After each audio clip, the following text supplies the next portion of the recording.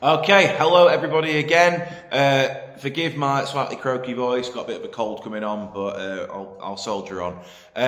So yeah, second video in as many days actually. This video is aimed mainly at year 10, but year 11 you can use it as well for your revision. Obviously year 10 we started looking at the Germany part of the course yesterday. First thing we looked at was the German Revolution. I haven't got a title slide, annoyingly, but never mind. This is about the German Revolution, the stuff that year 10 we looked at yesterday, and obviously year 11 you looked at it last year. So yeah, the German Revolution, it can be a little bit confusing somewhat. So this video, as I say, mainly aimed at year 10, just to try and clarify a few of the things that we talked about yesterday about the German Revolution. So yeah, let's get straight into it. The German Revolution. It comes about largely as a result of the First World War. Not entirely as a result of the First World War, but the First World War is kind of the main cause of it. As you know, both year 10 and year 11, as you know from what we've done in our studies, Germany had experienced terrible losses and defeats during the First World War. Absolutely terrible losses and defeats, as you're well aware. In fact, in terms of losses, Germany had lost, 2 million German soldiers had been killed in the war, they died, and a further 4 million had been wounded, which, when you add those together, those 6 million Germans who were either killed or wounded, that was more than half of the German army. In fact, it was about 55%, if I remember correctly. So 55% of the German army have either been killed or wounded in the First World War, which shows you the human cost, if you will, of the First World War. Very much a large human cost. But it wasn't just a human cost. There was also a huge financial cost. The war itself had ended up costing Germany 156 billion marks. Marks, which year 11, you should definitely know this, marks was the German currency, okay? That was the German currency, year 11, as I say, you know that, year 10, that's new information for you. But yeah, it cost Germany 156 billion marks. So as well as the human cost, there'd also been a huge financial cost to it as well.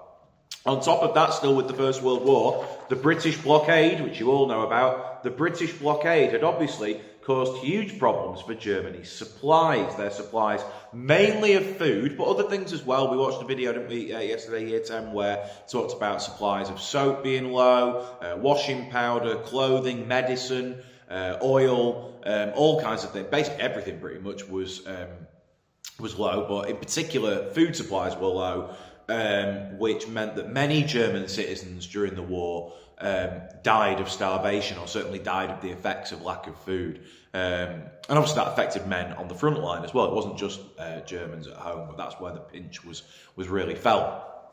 There were other reasons for the German Revolution. It wasn't all to do with the First World War. For instance, another thing that we talked about yesterday was the impact of the Spanish flu. So the Spanish flu was a worldwide pandemic, something we know all about, a worldwide pandemic, but Germany was hit particularly badly by the Spanish flu. Hundreds of thousands of Germans died of the Spanish flu.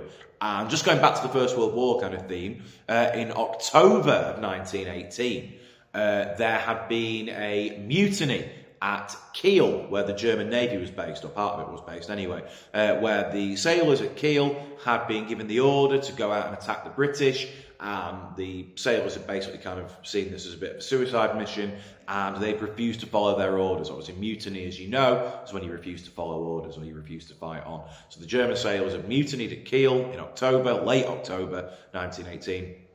And that idea of mutinying and kind of refusing to follow orders or refusing to obey, law and order, if you will, that kind of spread throughout Germany. And it spread throughout Germany to the point where many people in Germany started to go on strike, like workers went on strike, or rioted. As I say, a lot of this was kind of born out of this mutiny in Kiel. Not completely, I think that would have happened anyway, but that kind of sparked it off, the mutiny in Kiel. So obviously, as you can see there, the war had a huge impact on Germany. Because of all those negative effects of the war, that has kind of led to people wanting to move towards a change, if you will. They're unhappy with how Germany has been governed and how the war has been going.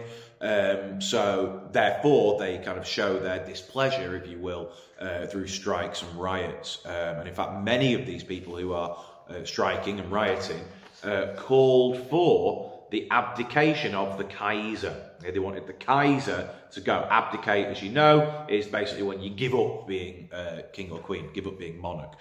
So many people in Germany were really unhappy with the Kaiser. They're like, it's the Kaiser's fault. He got us into this war. He's the reason why we're all suffering now as a result of the war. So therefore, the Kaiser needs to go.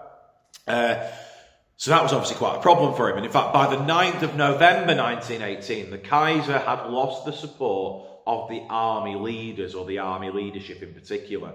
And at that point, it was obvious that he had to go. If you lose support of the army or the army leadership, you've basically lost control. Because obviously the army is something that's really important in order to help you keep control of the country. So if you lose the support of the army leadership, it's basically time to go. So as you can see there, by the 9th of November, he'd lost that support. And on the 9th of November, the Kaiser he did abdicate, and he fled to Holland, where he actually lived for the rest of his life. So 9th of November, Kaiser abdicates, flees to Holland. That's the Kaiser gone. So Germany is left without a Kaiser. So they're therefore kind of left without a government, really, because the Kaiser, as you know, had been, the ruler of Germany. He'd done the bulk of the decision making, and he'd made, the laws, etc. So when he goes, Germany has entered kind of a new phase of, a post-Kaiser world. What's that going to look like? What's going to happen? This is a revolution in government.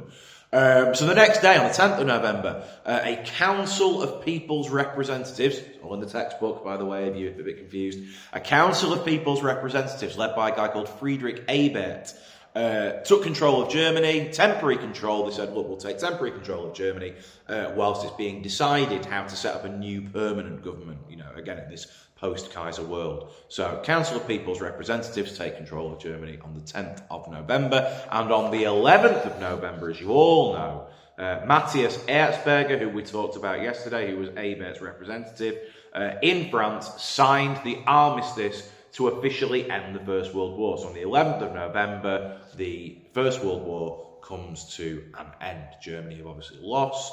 And, now, as I say, we enter a new phase of history, post-war, post-World War I. So clearly, as you can see from all that, as of, mid-November anyway, as of mid-November 1918, Germany had experienced this revolution. The revolution being that there has been a big change in the way it's governed. You've gone from, as I say, a Kaiser being in charge to now, what is going to go on and become a new government that will become known as the Weimar Republic, or the Weimar government.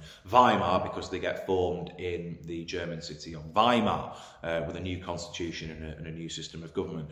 There's way more information on that in another video that I made a couple of years ago where I talk about the basics of the Weimar Republic. So what I'm going to do is I'm going to put a link to that video in the description below. So year 11, if you're revising Weimar Germany, obviously that's a good one to move on to because it leads directly on to that. Year 10, obviously, if you're wanting to look ahead, or if you're watching this video a few weeks after we've started again, that'd be quite a good thing for you to look back on and recap. So the link to that Weimar Republic video is going to be in the description below. But as I say, hopefully that has cleared up any issues that Year 10 in particular were having with the German Revolution. Keep your eyes peeled for more videos coming soon. If there are any requests for future videos from either Year 10 or Year 11, whether it's on the Germany course or First World War or Civil Rights or even Middle East Year 11, because we're starting that this week, if there's any requests for any of those videos, just pop a comment below and I'll see what I can do about that. But other than that, thank you for watching. Sorry about the cold, and I will see you soon. Thank you very much.